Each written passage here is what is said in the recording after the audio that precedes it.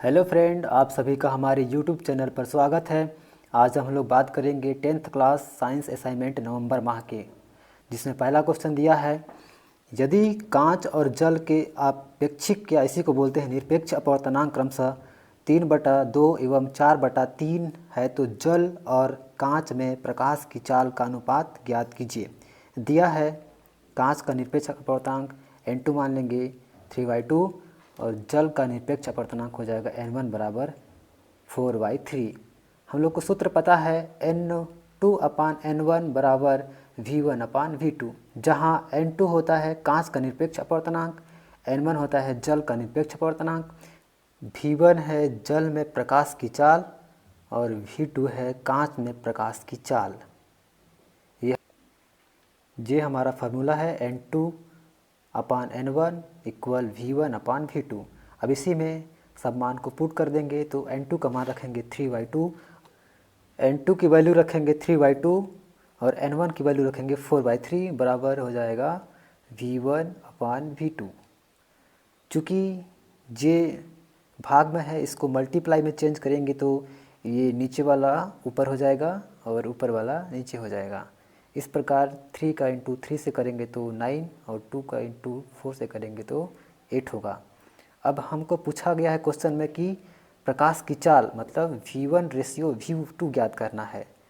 तो v1 की value 9 और v2 की वैल्यू 8, तो रेशियो हो जाएगा v1/v2 बराबर 9/8। यही का होगा हमारा आंसर। क्वेश्चन नंबर दूसरा है, अयस्क के सांद्रण की किन्हीं दो विधियों को सचित्र लिखिए। तो इसमें पहला है गुरुत्वीय पृथक्करण विधि। उसका एक्सप्लेनेशन इस प्रकार किया गया है, आप लोग देख के लिख सकते हैं और इसके आगे चित्र दर्शाया गया है, उसको भी देख सकते हैं।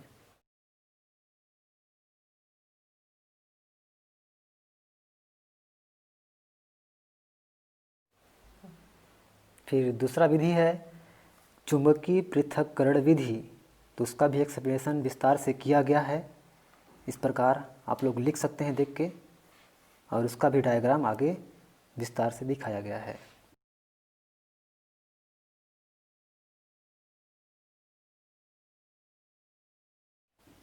तीसरा क्वेश्चन है, धातु और अधातु में 4 अंतर लिखिए। तो एक साइड धातु है और दूसरी साइड अधातु है। पारे को छोड़कर सभी धातुएं ठोस अवस्था में पाई जाती हैं, जबकि अधातुएं ठोस, द्रव, गैस तीनों अवस्था में पाई जाती हैं। दूसरा अंतर है, धातुएं आघातवर्धनीय होती हैं जबकि अधातुएं भंगुर होती हैं। तीसरा है, धातुएं तन्य होती हैं जबकि अधातुएं तन्य नहीं होती हैं। चौथा अंतर है, धातुओं में धात्विक चमक पाई जाती है जबकि अधातुओं में ग्रेफाइट और आयोडीन को छोड़कर प्रायः सभी अधातुएं में चमक नहीं पाई जाती है। चौथा क्वेश्चन है, द्रव अधातु का नाम व संकेत लिखकर अधातु के 3 रासायनिक गुण लिखिए।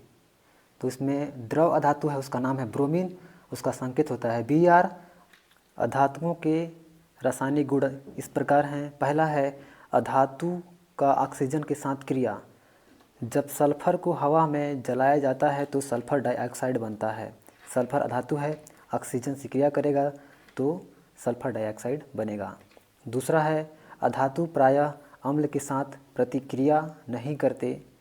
तीसरा है सभी अधातुएं हाइड्रोजन के साथ संयोग कर हाइड्राइड बनाती हैं। अधातुएं जल या भाप से क्रिया नहीं करती हैं। इस प्रकार अधातुओं के 3 गुण हैं। पांचवा क्वेश्चन है, समतल दर्पण द्वारा बने किसी वस्तु के प्रतिबिंब के 3 मुख्य अभिलक्षण क्या होते हैं। तो इसका उत्तर हो जाएगा, पहला उत्तर, समतल दर्पण द्वारा बना प्रतिबिंब हमेशा सीधा बनता है। समतल दर्पण द्वारा बना प्रतिबिंब का आकार वस्तु के आकार के बराबर होता है।